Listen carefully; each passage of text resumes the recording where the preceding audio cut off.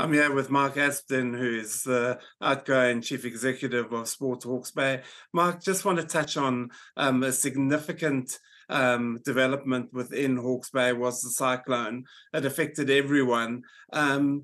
What role has the cyclone and that had on people's mental and physical health?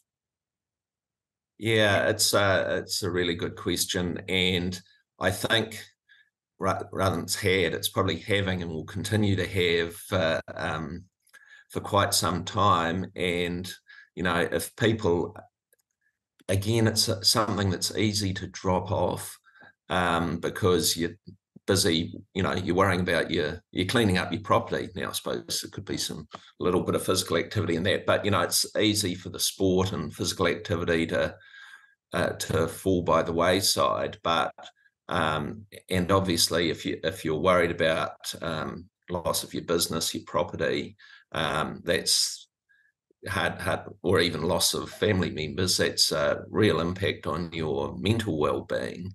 And the link between physical activity and mental well-being is really well understood, well established.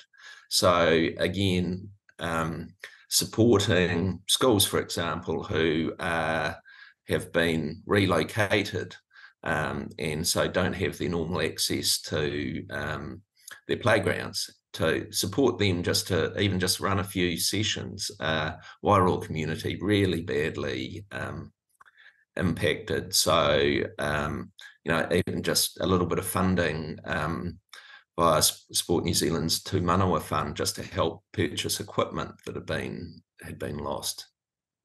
Okay, and what else have you seen in your other programs? How have people responded? Because while they have been affected, there's a resilience in the community, isn't there?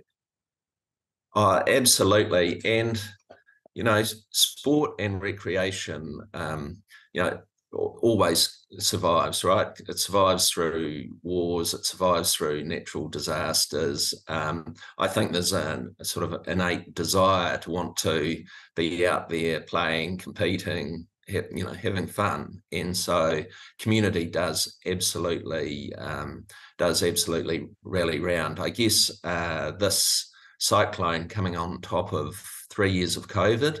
COVID affected sport and physical activity was especially tough, and it was complicated for COVID was complicated for sport because you had these rules that were changing.